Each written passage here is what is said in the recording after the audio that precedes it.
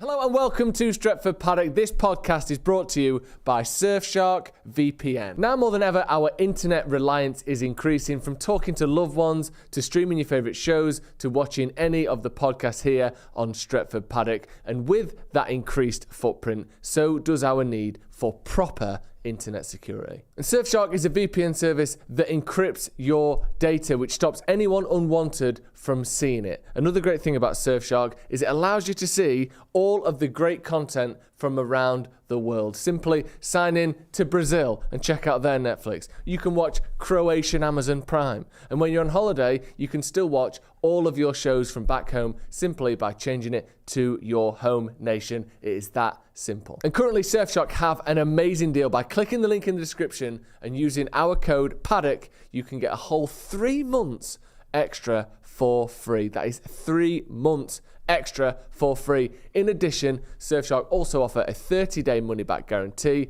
Again, use that link in the description and use the code Paddock for 3 months for free and a 30-day money-back guarantee.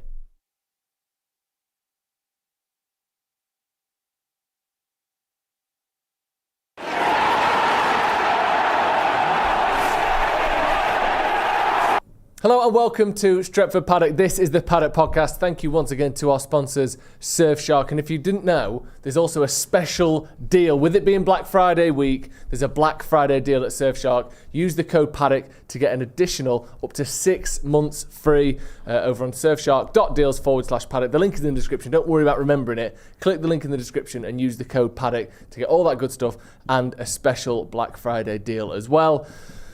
But let's talk about some football. I'm joined by Jay Marty. How are you doing, Jay? Yeah, I'm good, man. It's good to see you here with your Fanta fruit twist. Yeah, other your soft drinks iPhone are available. Caseless. Yes. Your laptop caseless.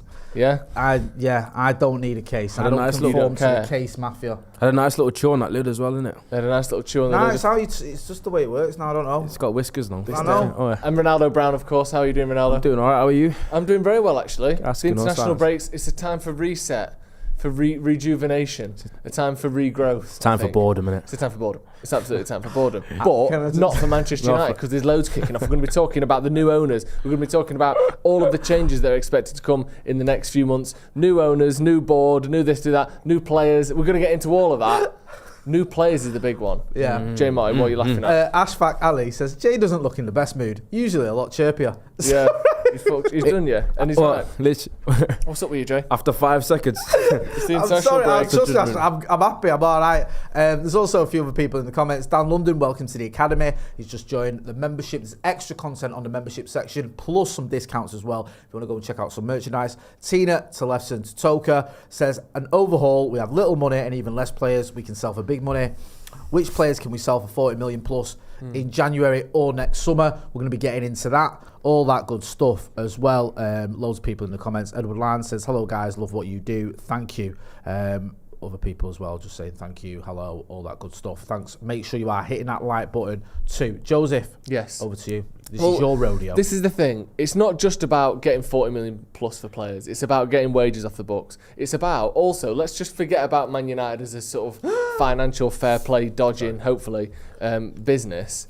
We're also a squad that needs changes, and we need a different mindset and a different style in some of the personnel that we've got in the team. So some of it is just letting people go on a free, even though you're not making money from it, even though it doesn't add to your FFP.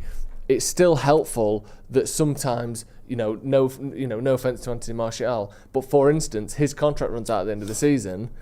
Do you see it being beneficial for Manchester United to extend that contract?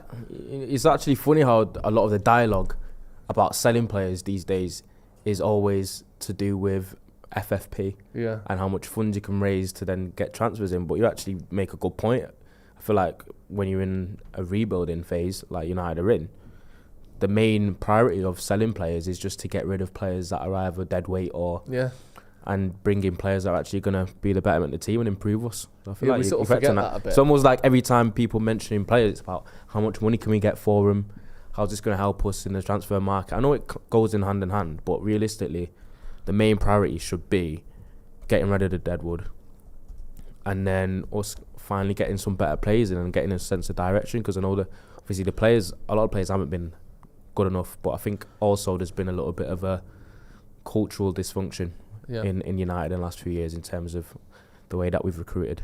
I think there's 8 players, isn't there, that are out of contract at Man United. Yeah, there's Lindelof, there's Wan Bissaka, there's Anthony Martial, there's Johnny Evans, Sofian Amrabat, Sergio Reguilon. There's also, I think, Hannibal Mejbri, and forgive me if I'm missing any others. I think, Tom Heaton as well. Yeah. So that's your 8. Wan Bissaka, Lindelof, Amrabat, Reguilon, Heaton, Mejbri, Evans, so Martial. You counting those loans? Because I did. When I say out of contract, yeah, because that reminds me that you're right. Because you are right, and that reminds me about something I did see on Twitter a few weeks ago about. I think in the past couple of seasons, well, this season and a half, is the most loans that United have had in like probably the previous number of years. Again, though, that's the FFP thing, isn't it? Yeah. It's because, like you said, transfers, we've become so obsessed with FFP and can we buy this and can we afford that and who will we get this 40 million quid from? And it's a fair angle because it is a big angle. But the other side of it is, are these players good enough? Because if you think, yes, technically Begos didn't sort of run down his contract. Did you see his goal the other day, by the way? I saw that he scored, but I didn't see it. Did you see it? No, I didn't see it. It was unreal. Bastard. Like he ran from the halfway line. And then he ran? Yeah. He ran from the halfway line with the ball. Since when can he do that? I know, and just banged it top bins. He canted. He strode.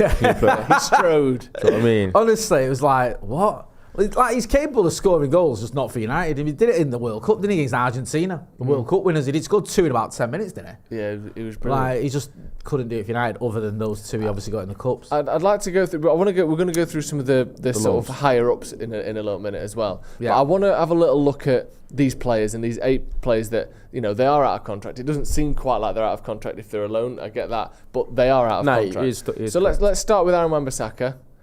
What are you saying? Give him a new contract? Would you do the optional year, or would you get rid? I think keeping Wan Bissaka has to be within the view of him being a backup right back. If United want to improve, I think United have been getting below par full-back play for quite a long time now, and we've seen that the direction that football's got in, obviously systematically and tactically, how important full-backs are, whether they're inverting or whether they're overlapping, and I think United haven't got the output from those areas that we do need to get, especially now with if you're looking at other clubs that we're trying to compete against and the output that they get from their fullbacks, and obviously with it being such an important area, because I feel like wingers are getting better these days as well, and I think there's more that's demanded of him defensively and going forward. I think Wan Bissaka, he specialises defensively, hasn't really offered much going forward, which is strange for someone that used to be a winger. But I think we can improve on all of our fullbacks really. So I'd say if you was to keep him, I'm on the fence, because I think I'd only keep him with the view of us getting in someone better. But then you've got Delo as well, so I think it's one of them where it might be work against him, because Delo recently got a new contract. Yeah, he just got a 5-year deal in the summer. Yeah, so it's looking based like on, So I'm not gonna lie to you. I think it might be a sell. Might have to be a sell. I don't think you can have Delo and Wan Bissaka and then bring in a first choice right back, because I don't think you can have 3 full-backs of that calibre. It's weird, isn't it? Because Wan Bissaka, like you said, is probably our first choice right back, and yet because of the fact that he's maybe not quite world class, or not, he's not world class. No. He's maybe not quite good enough for United to challenge for big trophies. Even though he's probably better than Delo, he might go. Because if we can get 15, 20 million, I think he's got. It says on our notes here. Sorry, it says about Martial and Lindelof having optional years. I don't know if Wan Bissaka does have an optional year. It'd be worth finding that out if someone could let me know. I think if he does, obviously then we could get some fee for him. If he doesn't, then we're fucked. Delo hasn't really pulled up trees, but I think because he's had quite a poor last few weeks or so, I think people have been just slightly reactionary in talking about how bad he's been for the entirety of the season. Yeah. Because I think if you're talking about the first maybe 10 games of the season or so, I think Delo might have been one of our best players. So and also he was been one of the most available. But I think, can you have an improvement on Delo? Yeah, I agree. Yeah. Do you know what I mean? So Wan Bissaka does have an optional year. According to Google, which is never wrong. According to Google. So United will kick that in. What would you do? Because it's a weird one, isn't it? Because he's probably better than Delot. Yeah. But is he good enough for United to challenge for the big trophies? And if he isn't now, will he ever be good enough? You know, is he a youngster that's going to improve, or is he just not quite there? I think he's got a higher ceiling than Delot. And I think you can put Wan Bissaka against better left wingers than you can put Delot against. So I think if it was up to me, and I know we're probably not like one of the reasons like Ronnie was talking about, the thing is you can't have 3 right backs if you bring in a right back. Delot signed a new deal, which makes it difficult because the chances of him being moved on after he just signed a 5-year deal are pretty slim. But if it was up to me, it was my choice, and I had to choose between the two, I'd keep Wan Bissaka because I think, let's say for example next season, let's say we get in the Champions League knockout stages and you're up against, I don't know, a Vinicius Junior or whatever. Do you fancy Delot for that one? Whereas I think Wan Bissaka could actually do a job. I think he's got it in him where he can go up against an amazing left winger and keep them quiet. And I don't think Delot can do that. I agree with you. And my only worry with that is if we're thinking of Wan Bissaka's only job against Real Madrid, I know you're not saying this, but if we sort of follow the logic towards his only job is to stop their winger, then I think we limit ourselves in terms of our ability to beat those teams. We might be able to minimise the chances created by their left winger, but I think you have Wan Bissaka on the ball, and occasionally, you know, you want your defender to do something world class going forward. Yeah. I know that they don't have to do it all the time, and you know, different styles and all that, but occasionally you want your fullbacks to be capable of doing something world class in the final third, in the opposition's final third. And I don't know if you get that with Wan Bissaka. So yes, you might stop Vinicius getting a goal or an assist or whatever, or Mbappe or whatever. But then if you think of United's ability to control and win games against top teams, I feel like we're still going to hit that ceiling with Wan Bissaka, but just in a different way.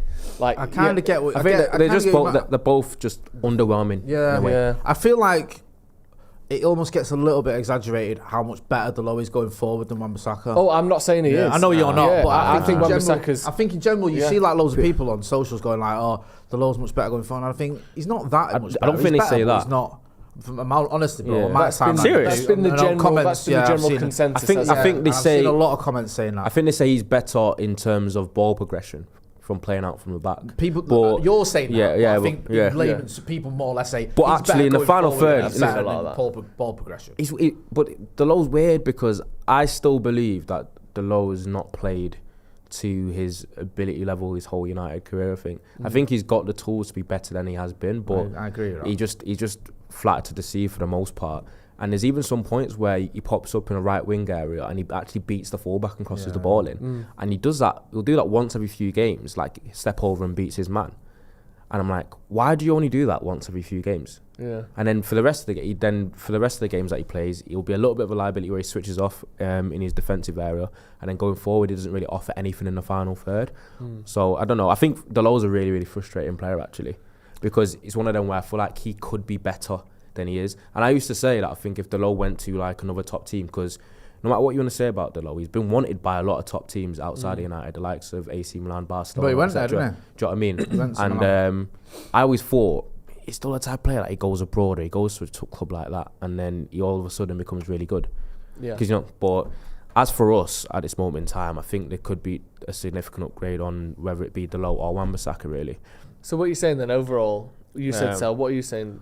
For Wan Bissaka? Yeah. I'd say I'd keep him, mate. And that's our two right backs again going into next season. It's going to be tough to get rid of Dalot if that's what the plan, because he just sounded like a big deal. I don't know if it's a big deal, but a 5-year deal. Yeah, maybe. Maybe you can. I mean, the way we've been going as well, Delot's actually played more games on the left, hasn't he, than the right. I know it's a rarity to have both left backs out, but especially you might be an option where you're using Luke Shaw in the middle more often. Yeah, if I had to choose one of them, if it was up to me, I'd keep Wan Bissaka, but I think the more likely choice is going to be Wan Bissaka moving on because Delot's just signed that new deal. It's going to be difficult to get rid of him, innit? Let me get through some of the comments and let's say Abhinav Verma has been a member of the academy for 31 months. He says, Ronaldo, I'd raise you selling Malacia and keeping Delot as backup left back, right back. Would that work? I'd rather sell him, though, given bid. I get Delot can play on the left. I think it's a bit weird as well, isn't it, when you bring someone in and sell him? Yeah, the thing is with me, people know my standpoint on Malacia. I don't really rate him. Do you not? No. I think he's got in terms of his effort and everything, he puts in a shift and he tries, but you can see him get exposed a few times. Like Saka had a bit of a field day, didn't it, against him? Whereas Dalot did very well against Saka. Yeah, the one where we won. Yeah. I thought Old Trafford last season. I think people were looking at Malacia going, well, because it happened to him against Liverpool, but he got away with it. He sort of got beaten and tracked back and got back. But Saka had him on toast a few times, and that was when the alarm bell started ringing. But then again, you think for 12 million quid, you're not going to get the next Maldini, are you? Yeah, exactly. Do you know what I mean? We got what we paid for. Peter Kelly says, Jay, he did it, talk about Weghorst against Ireland. We are as painful to watch at the minute as United. Irish United fans get no break from this pain. United are painful to watch, and so are United. Brother, I feel for you. I mean, I'll join in with the England thing, but I'm not that bothered about England, so I'm not going to pretend. John Doe says Malacia pocketed Salah and Mahrez. Masiec Bednar says Malacia can't play when he's healthy. Andy James says Malacia is fine. Do you remember that little run that Wan Bissaka went on against her? That little 10-metre run. Nice one. Great, that. I got so excited for like this is it. 3 seconds. This is it, man. We've unlocked the code. He's going to be the greatest player ever. And that was just like... I generally think Malacia he's quite rash in his defending, actually. Yeah. He commits a lot of fouls. I feel like he makes me, especially when at Old Trafford and I watch games, he makes me... People get nervous when he's on the ball. Do you know what I mean? And sometimes he can do good things, sometimes he doesn't. But for the most part, when he's played, I felt like I've not rated him. I feel like he's another one where his ceiling is like a backup left back for United, and that's his absolute ceiling, if anything. And I know people have pointed towards the good game against Salah, but you can't be like, oh, he's had a good game against Salah once, and then that's it. Do you think the one thing I would say about him is that obviously you don't buy players in for vibes. I get that. This is what I was going to get at. I think what you're going to say. Like, it's hard. Let's compare him to Alex Tellez. Both cost about the same amount of money. Both about 12 million quid. And I'm not. This isn't a knock on Tellez whatsoever. But it seems to me, unless it's some sort of sympathy thing, that Malacia is one of Marcus Rashford's best mates. Yeah. They went on holiday together. Wouldn't he going around to his house for his birthday? It was like when they went to China White the other night. It was meant to be like, Marcus Rashford, some close friends and family, and Tyrone Malacia. Yeah. And you're like, he's clearly a likeable guy. He seems likeable in interviews. Him and Rashford have obviously got this really good bond going. Not that, I could be Rashford's mate and I shouldn't get in the United squad because of it. But I think we underestimate maybe. He might just be great to have around. Yeah. And he's a good enough left back that the fact that he brings a lot of harmony, he's a likeable guy, he makes the squad happy and whatever, is worth the trade-off of the fact that he's not the best fullback in the world, but he's good enough and he's really good for the dressing room. I don't know if that's the case, but would that be enough, do you think, for him to sort of stick around? That's similar to what I was going to ask you. He didn't cost, and the thing is, he didn't cost that much as well. And he wasn't necessarily brought in for 12 million to be the starting left back for Manchester United. So I think you got to kind of hamper expectations a little bit. Because it was like him and Rashford on holiday in LA. It wasn't just that. Like on the pitch, you saw it. Do you remember when we had that little run where we had lost those first 2 games last season, then we beat Liverpool, we beat Southampton, we beat Leicester. We beat Arsenal, I think, around that time as well. And he was always on the pitch at the final whistle, and everyone cheering and getting everyone going, and he seemed to have a good relationship with his teammates on the pitch, and so I get it. He seems like a positive sort of kind of guy. Like you say though, he's not. I wouldn't really like to see him week in, week out against some of the best wingers in the world, but I think as a backup, he can kind of do a job. And it's weird, isn't it? Because it always feels like with Luke Shaw, you need someone breathing down his neck a little bit. That seems to motivate him. Alex Tellez seems to come in just to do that. Brandon Williams got into the first team just to give Luke Shaw a kick up the backside because he was 18, I think, when he got in the first team. People act like Malacia's. I remember I said this to you last season. We talked about people act like Malacia's 19 or 20 as well. 23 when we signed him. Yeah, do you know what I mean? 24 now, he's not that young. People act like he's some young. Because he looks about 12. People act like he's some young player that should be given time, where he's got some sort of high ceiling. He can prove loads. He's almost 24. He's not necessarily like this young player where he should be afforded a huge amount of time to suddenly improve, which I don't think he probably will. He could get a little bit better, but as I said, I still feel like his ceiling will be a backup fullback for United. Should we move on and talk about Victor Lindelof then? Yeah, go on. Because he's someone that is almost in the same boat as Malacia, where it's like he's quite happy to be a backup. He's decent enough. He's had some high profile mistakes, some bad games, but typically he's a 6 out of 10 player, or maybe 7 out of 10 player, maybe being slightly harsh. What would you do with him? Because on one hand, yes. Oh, what would I do with Victor Lindelof? What would you do if you had an hour there? On one hand, it makes sense to keep him. He's happy with his role. He plays decently. And maybe Harry Maguire's got more sort of sellability even this summer. So if you're thinking of the FFP thing, that might work. But on the other hand, if you look at City's back four, they're selling people like Laporte because he's not good enough, who 2 years ago was considered one of the best centre-backs in the league. Yeah. Like, they sell players who in their time at City have been world class. Yeah.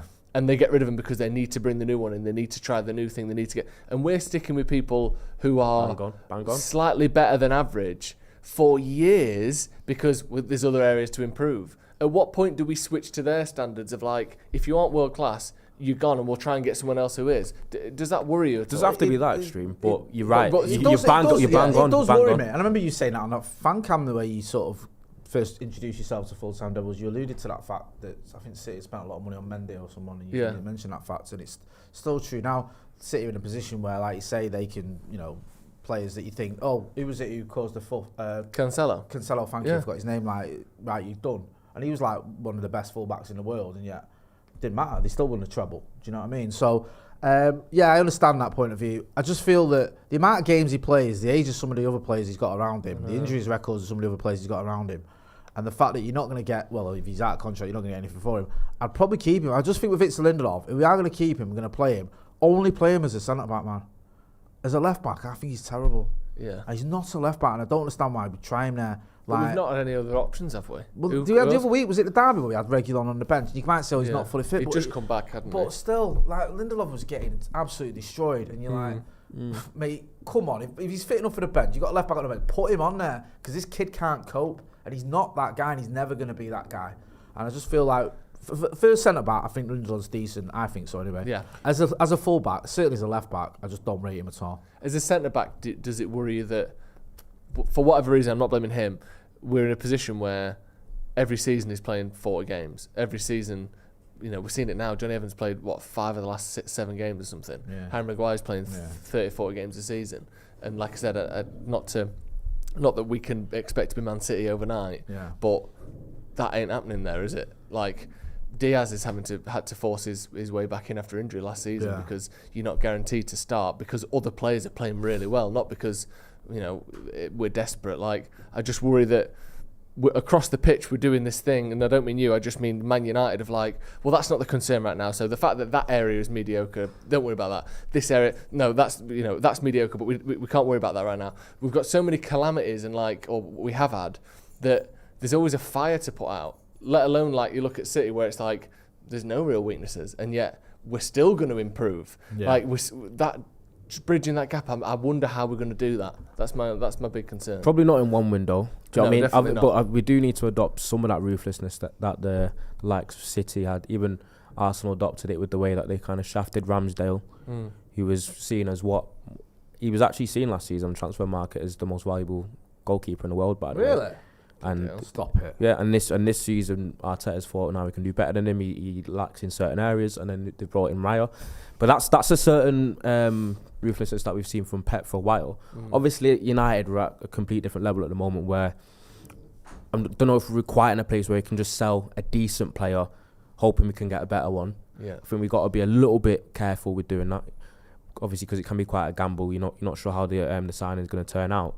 But I still think there has to be an element of ruthless supporting where we're not kind of having too much of an affinity towards these players that have been here for a while and thinking, we can't get rid of him because I like him when he did this, I liked him when he did that. We need to kind of look ahead now and feel like, how can we progress? Because it's been too long since we've been anywhere near as good as we should be. And if we have to part ways with a few players that you didn't think we should, just to see whether we can get better, I feel like we need to start doing that. Part of the thing with Lindelof as well is, I feel like I wouldn't be surprised. I know he's not necessarily on this list, but I wouldn't be surprised if Raphael Varane left in the summer. I wouldn't be surprised he's on this list if Johnny Evans doesn't get his contract renewed or doesn't get an extension on his contract when he's 30. He's going to be 36. Is his deal for a year, or is it till January? I think for a year. Yeah. So I feel like you're going to lose 2 centre backs there.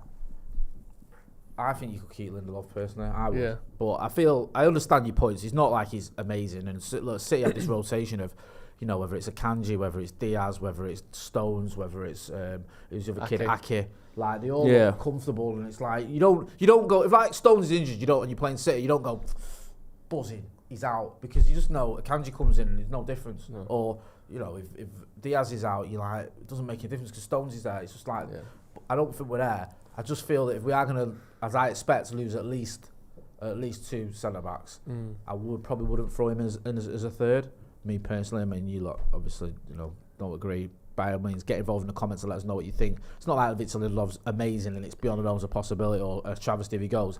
Personally, I keep him. The guys wouldn't. Let me know what you think. Abhinav Verma says Lindelof is a must sell. Glenn F17 says, Jay or producer, can you do a poll for Ronaldo to have a sticker, please? You don't need a poll. We'll get him a sticker. He deserves one. Wayne Davis says Lindelof is a decent and capable rotation option. We can switch out every one of the 23 with 50 million players because Man City.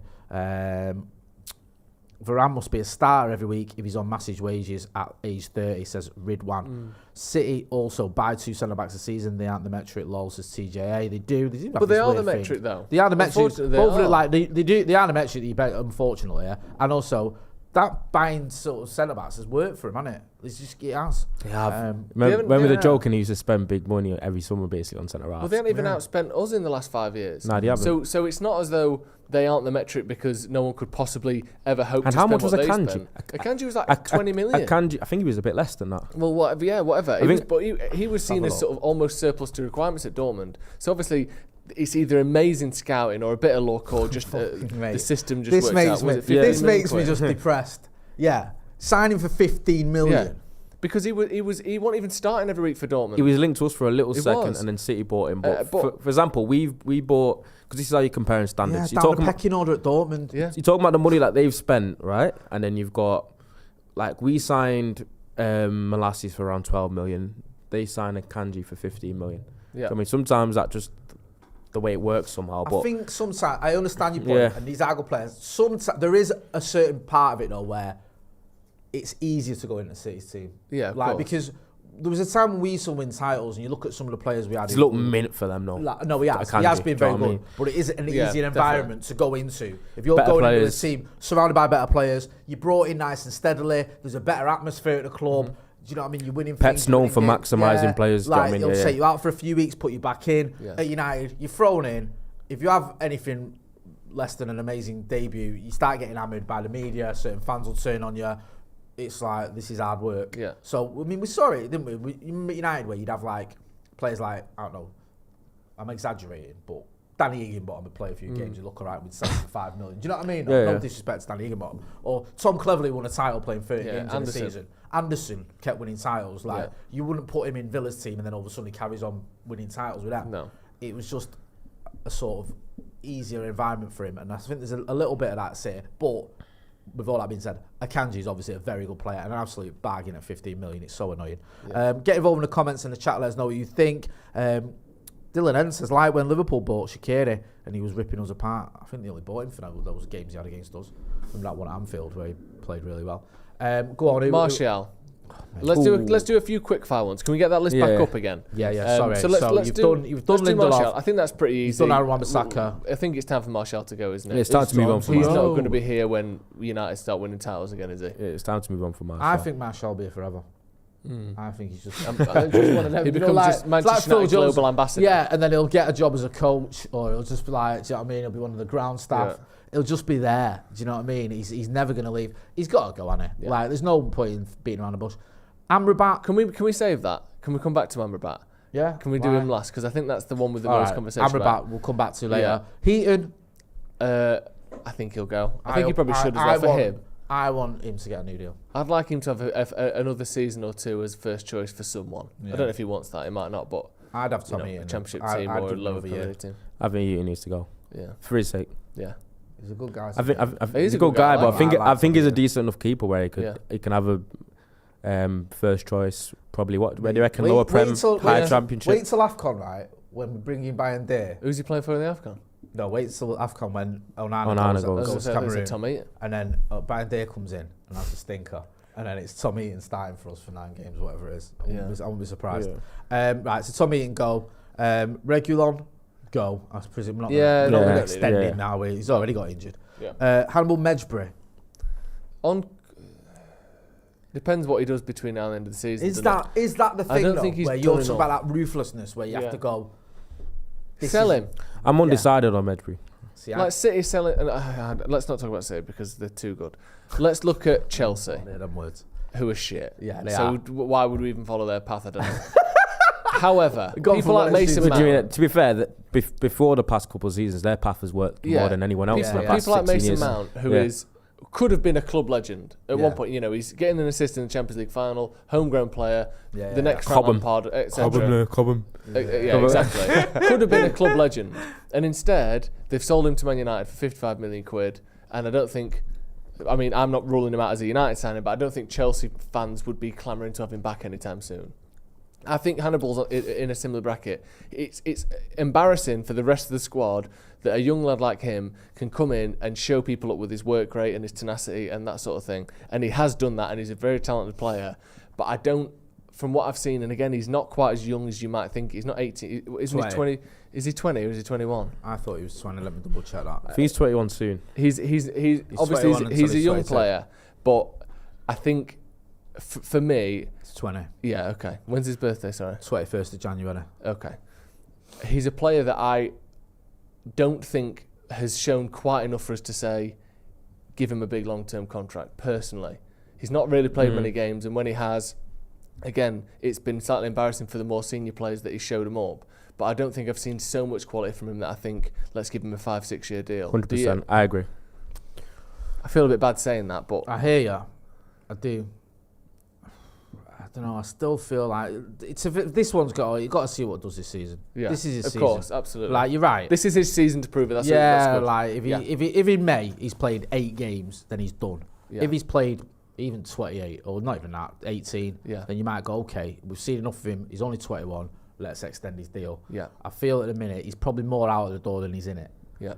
But he has had a few appearances this season. I don't really think the manager's feeling him. No. I don't really think he is. No. Do you know what I mean? I think he's a bit too erratic for a man who's as methodical as Eric Ten Hag. Yeah. And you've got this live wire who can easily bang you in a goal from 20 yards or chin the referee. You just don't know what you're going to get. Yeah. Yeah. It's like, I don't know about this kid. So I think he will go, and I'd reserve judgment, me personally, until sort of April, May time to decide. Johnny Evans. Just Cool. age is catching up with him, and again, he's not going to be here when we win our next Premier League title. I'd love so to see him get a I'm role, happy for him to go. like get a promotion to the backroom staff. Would you? Yeah, I like to see him sort of. He seems to be a fucking good guy. Yeah, like He's a coach or popular, assistant or something. Lights. He's a throwback to the Fergie era. I don't think that's not the be all and end all because you could say that about almost anyone. But I like What job in the backroom staff though? I think somewhere in the academy, the coach, academy, or like- something like that. Yeah. It doesn't have to be like first team assistant manager, but Yeah. He can Just take some Jean sort Claude Blanc's job Yeah. in 6 months when he's Director failed. of Just wanted to see It's a Johnny bit more Evans, detail you know on what I mean? job we should be No, giving him. but like you know what I keeping mean? him in a club because there's lots of roles in a different Yeah. account, like better than anyone for like the academy team or whatever. Just the. And when you speak to him, he speaks with a sort of an intelligence and a consideration as well. He comes across as someone who's got a bit of a, he can think. So I think having him in and about the team and His having brain those works. standards, was probably a good thing. Finally then, Amrabat. By far on this list, is certainly in terms of summer signings, people were just obsessed with him all summer. Like, World Cup, look at the way he did. Look at him catching up an Mbappe who was stopped sprinting and was slowing down going toward a corner flag. He caught him up, which is the maddest clip ever that gets shared all the time. That clip of him and Mbappe. Mbappe's running away from him, and then Mbappe gets the corner flag, slows down, and Amrabat catches up with him, and everyone's like, he's as fast as Mbappe. Ian. Everyone was obsessed with him. We wanted to buy him on a permanent transfer, around 20 million. The money sort of ran out. We couldn't get players out the door. We've got him on a loan with an option to buy, or certainly there seems to be intention to buy. What have you made of him so far? Because I'll be honest, I've been massively underwhelmed. Yeah, it's actually crazy because when we was talking about the loan, the increased loaning that United have been doing, obviously to dodge FFP, but also it's not just that; it's still more of an indictment on United's recruitment over the past few years. Yeah, that we do have to often get emergency loan players in to fill holes because there always is holes in the United squad. Yeah, think about it though. Which other big clubs in world football really need to go out into the loan market. Yeah. Who's got 2 or 3 loans starting from a week? Do you know what I mean? It's absolutely insane because has anyone got that? Because the whole purpose and premise of a loan is usually to go down, is it? To go down to get football that you aren't getting at the club that you're at. So it's like loans are that, yeah. So most loans are usually that. It's like it's players that are kind of on the fringes at decent to top teams in the top 6 leagues that are going down a few levels in terms of maybe within the same league, but maybe a league below to get minutes. Yeah. So the fact that United, who are basically meant to be club-wise in terms of stature at the top of world football, need to go into the loan market so often, it is a massive indictment on United and the recruitment system because realistically, we're basically taking fringe players from other teams. Yeah. Obviously, we've took Reguilon on this season, who's Tottenham's 3rd, 4th choice fullback. Yeah. Behind Perisic, who's a 35-year-old wing-back. And then you've got Amrabat, who I think that was obviously a bit different. Fair, that was a bit different because he was starter, but it's more like for... But again, that's because it's with seemingly this like intention to buy, isn't it? That's why I think we got him on loan. Sabitzer, who couldn't get into Bayern's team. Yeah. 4th choice. Weghorst wasn't even in Burnley's squad. They loaned him to Besiktas. Weghorst, who couldn't get into Burnley's team, so they loaned him to Besiktas. That shows you the levels.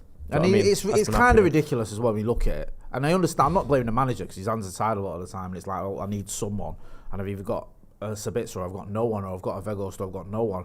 I understand that, like, if you're feeling like that. The thing with Amrabat, I think his impact was overrated before he arrived.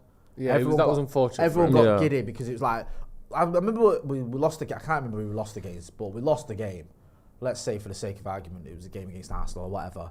And it's like, when Amrabat gets here, like, he's the answer to all our problems. You're like, you don't even know if he's going to start. No. Like, if Casemiro's fit and rekindles his form, there's a chance that Amrabat will just be a backup or, he'll rotate or whatever. And it was just like all this thing about, like you saying, that clip doing the rounds and Amrabat this and Amrabat that. And I used to say all the time, like, I didn't really watch a lot of Fiorentina. I see a bit of Morocco in the World Cup and obviously look good, but I'm always wary of buying players in the World Cup because we bought Kleberson for the World Cup and he was dreadful and he won the World Cup. Yeah, do you know what I mean? Like, you've got to always be mindful when you're buying players based on what they've done for the country. I've seen that argument. I've seen that argument that guys against me. You said, Cancelo to Bayern and Felix to Chelsea.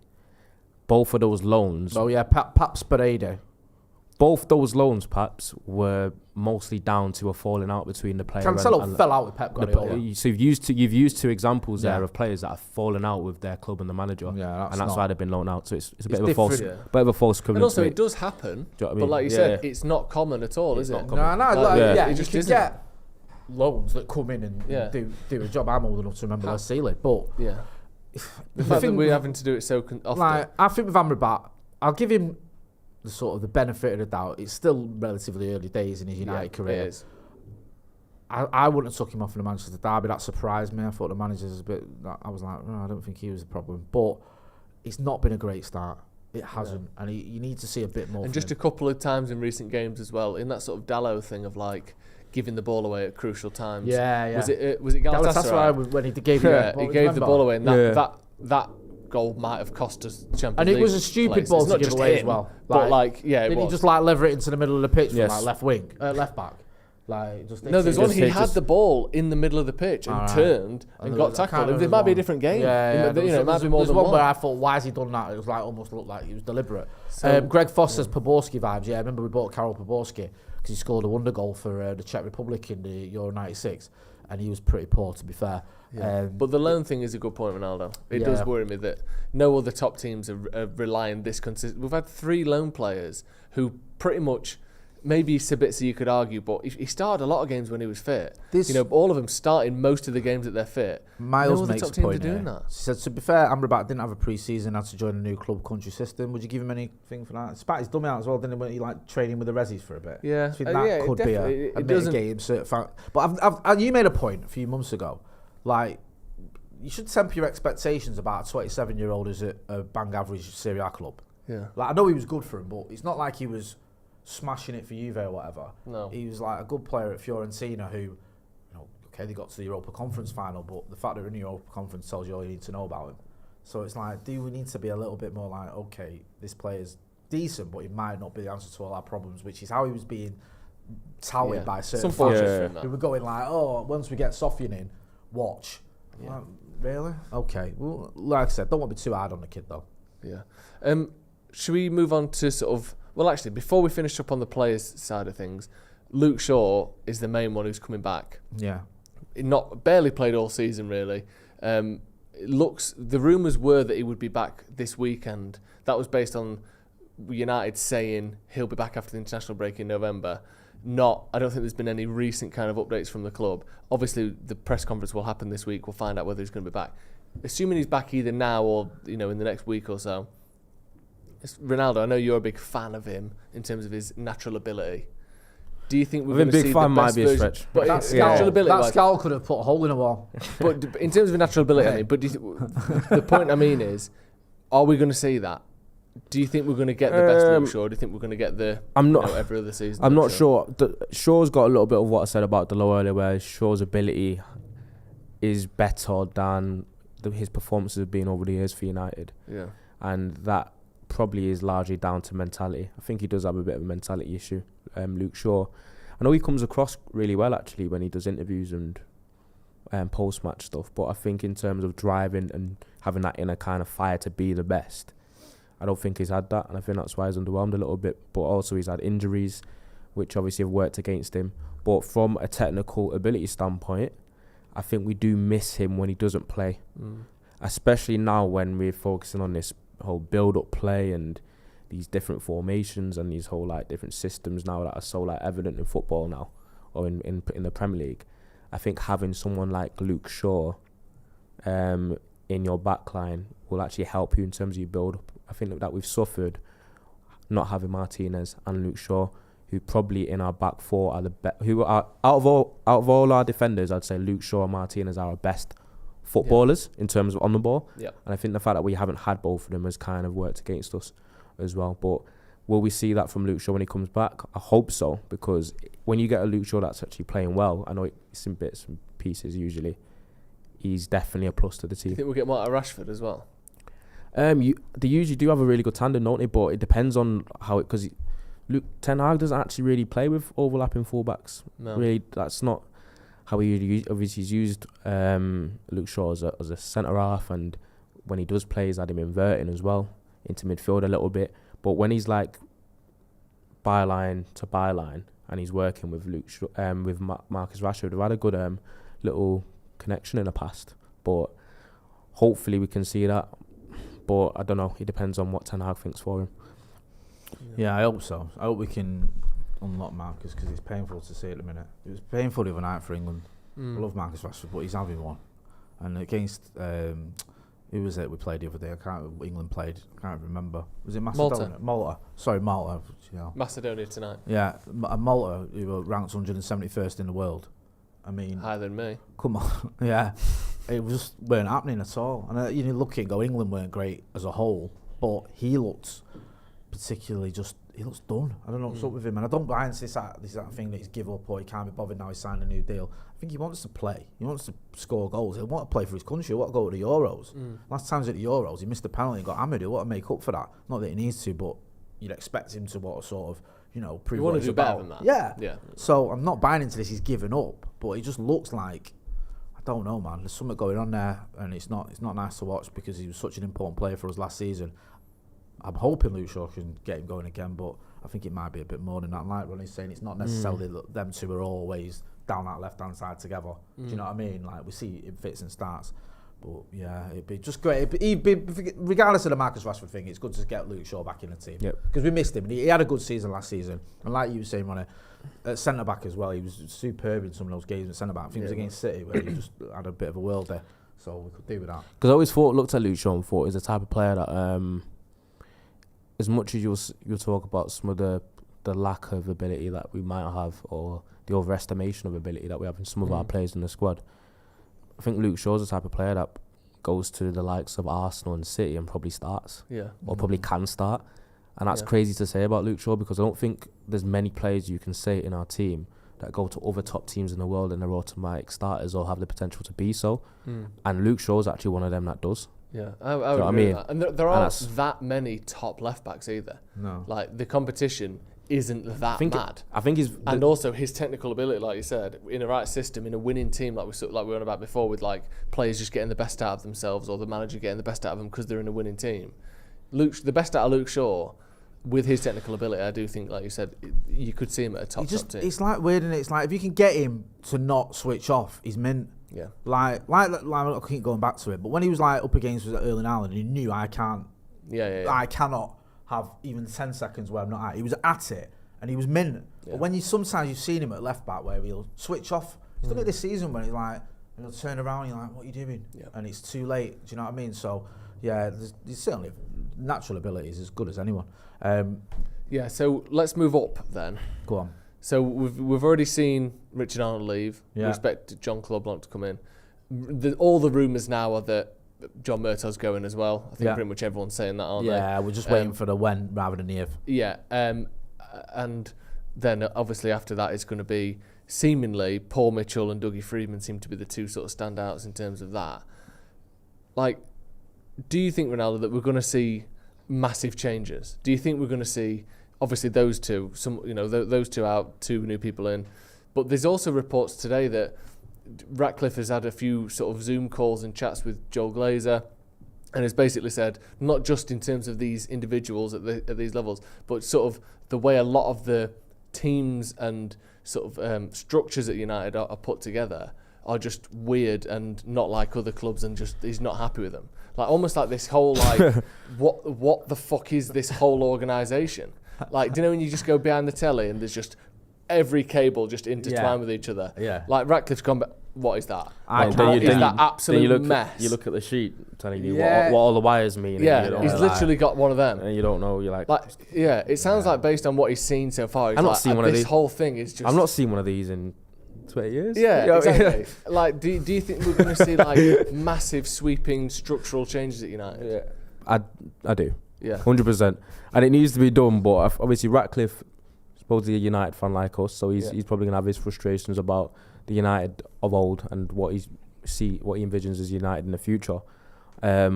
We've spoken in depth about the issues in our backroom staff and in our boardroom compared to the other successful teams, having like not a proper sporting director and football director and having people doing jobs that they're not probably qualified to do. Yeah. And we've already seen Richard Arnold go. Yeah. And then I think Murtaugh's probably next on the chopping block. And obviously, ultimately, these people will have to be replaced. So I think those are two major changes anyway in terms of a CEO and a footballing director. And there probably might even be more. Well, it does seem like Ratcliffe's got... Because obviously the slate that he's got is in a specific department, it seems to be in controlling the footballing side. Yeah. He's probably going to want to put... To make it worthwhile, he's definitely going to want to be putting his stamp on that area of the football club. And I think if he wants to put his stamp on it, it's going to have to be with a lot of replacements and a lot of changes. Do you think a new manager like a shake-up? I doubt it. I hope not. Yeah. I'd like to see Tanab being given a chance under the new regime, under the new structure. Look, we're running out of time, so let's crack on with... sorry, it's your hosting this, not me. Oh, go on. You're the one who's decided we're moving on. Stick with it. Yeah. Wally of the week. Sorry, it just dawned on me then when I started taking over. Like Sir Jim Ratcliffe. Go on. Anyone got a... I got an obvious one. Go on. You probably Hello and welcome to Stretford. Who is it? Farage in the Jungle. Former player. Oh. A former player. Football player. Is yours a former football player? Yeah. Oh, we got the same one. No, go on. Because I can see it. It's the minority intuition. But I don't think we've got the same former player. Matt Le Tissier. No, I knew you was going to go with that. But I've got another one. I get where you're going with Talk to us about Matt Le Tissier then. Yeah. What's he been saying? He said... is it just normal sort of standard sort of stuff that no, you hear? He said David Beckham's basically overrated. He said David Beckham was never world class. He said he was a good player, but he doesn't think he was ever great. You know what he's done, right? He started one argument. You know, like you're having a row with your missus or whatever, and you start yarning about the pots, and then you start bringing up things that happened 5 years ago. Yeah. Do you know what I mean? It's like that time when I found that thing on your phone, like, what are you on about? What's that got to do with this? Well, he started arguing with someone, or not arguing. He's having this podcast, and he's saying about David Beckham being pictured with Bill Gates. And because Matt Le Tissier is like one of the tin hat brigade, tinfoil hat, he's like, and we all know Bill Gates is... And then he started going on like, and David Beckham weren't even that good anyway. Yeah. Do you know what I mean? And it's like... Do you know what? What's funny? Because with Matt Le Tissier, right, him saying that is like... usually you can give him a little bit more stick because you know when the likes of a Overhaul and players like that chat shit, it's terrible. They're terrible. Whereas Malacia was actually a bit of a baller back in the day. Definitely. So you can't really criticise him for his footballing ability. But in terms of what he said about David Beckham, I definitely disagree. Yeah, I think it was usually the opposite. I feel like people actually, because of Beckham's off the field kind of persona, people kind of downplayed his actual on pitch footballing ability. 100% so for him to say that about David Beckham, that definitely qualifies as Wally of the Week. Right, fair enough. I'm not going to argue that. I reckon. I like the fact Stephen Howson as well took him to task on it, as you'd expect. My Wally of the Week. Oh, it's tough, isn't it? Probably ITV, in it. For the Farage jungle. in the Farage jungle. in the jungle. Yeah. It's just can we get that sorted as well, please? Sorry, that was just 3 minutes. This whole thing of you got to give people a platform and let's put them in there and give him £1.5 million and all that to go in there, and they just think there's no need for it. Like there isn't like I'm a celebrity, get me out of here. Isn't some rehabilitation program? It feels like it, though, doesn't it? Yeah, but it isn't this government-funded. I know he's a dickhead, but this is kind of the whole point of it. That's not what it's meant to be. Yeah. It's literally become a place for conservative, literally and metaphorically, or sort of theoretically, politicians to go, he's not the twat we all thought he was. Yeah, he's sort of you don't Hancock, have to do he's that. sort of Edwina Curry, sort of Nadine Dorries, Yeah. seen it with Stanley Johnson. And it's like You they don't- paint them as these sort of jovial, likeable, the Hamiltons figures who they're not, they're all right. And then a week after they finish in the jungle, you'll see them on like Good Morning Britain or wherever, talking about the benefits of Brexit and the new book how we and need all to that. clamp down on immigration. Or Yeah, whatever. and this thing it's of like, boring, man. we're going to get this thing of, I know I don't agree with politics, but actually he seems like he's all right. Like, I wouldn't mind sharing a kangaroo's bollock with him, like down the pub. Like, what is this? Just you don't have to do it. Like if it was a charity thing or like lottery funded or something, maybe you'd have to, but it isn't. This is a mainstream TV show with loads of viewers, and the only reason he's doing it, and they know it, is for a bit of money and a chance that he can be the next Conservative leader in about 5 years' time. We all know that's his plan. It's long. Yeah, I agree. I can't be doing with it, and I won't be watching it. My Wally of the Week is former footballer, but I'm going to go with Tim Sherwood. Because he spouted just Blackburn captain. inane drivel that didn't make any sense. Whereas he said that Marcus Rashford is not in the England squad because of Eric Ten Hag, or shouldn't be in the England squad because of Eric Ten Hag. Eric Ten Hag is ruining Marcus Rashford, and it's time for him to be dropped from England, and he can blame his manager for that, which doesn't make any sense in any way whatsoever. When Eric Ten Hag has basically stuck by Marcus Rashford. That comment is insanity, by the way. It is insanity. I'll just deep to what he said. I was like, wait, what? No, like I swear Tim Sherwood, right? He's like a baby who's just started to speak. He starts saying sentences, and I think he doesn't know where it's going. Yeah. And he just spouts utter nonsense. And it's like, what are you even on about? That doesn't make any sense. Yeah. And unfortunately, he's surrounded by people like Paul Merson and, But Rashford literally had his best ever season last year under Ten Hag. Yeah. How are we saying that? I know this could be nonsense. quite controversial, but do you think former players, especially like former English players, are a little bit more, when they're doing punditry, do you feel like they're a little bit more critical of foreign managers? I think Tim Sherwood is. I think because I think there's some I feel like when he says stuff like that, it's almost just coming from that place of Rashford been meant to be seen as one of England's better players. Yeah. The fact he's not performing, I'm gonna blame it on the manager that from Holland that United brought in from Ajax. Do you know what I mean? It's a bit like he's got a history that show though, making comments that come across as a bit like Little Englander. Like, good British lads, they're the ones you want in the trenches when you're up against relegation, says the man who got relegated. Like, you're like, okay, if you say so. But he's just got a bit of that persona. I'm not saying he is, but he just comes across like that. And he just, more to the point, just talking nonsense. It didn't make any sense. And I only watched it because it came up on my Twitter feed, because I never watch Soccer Saturday or whatever he's on anyway. We're going to wrap it up there. Sorry, I've done it again. It's unbelievable. Because I get the laptop and start thinking I'm big spuds. We're taking that laptop off you. As easy as you can get it, we can take it off you again.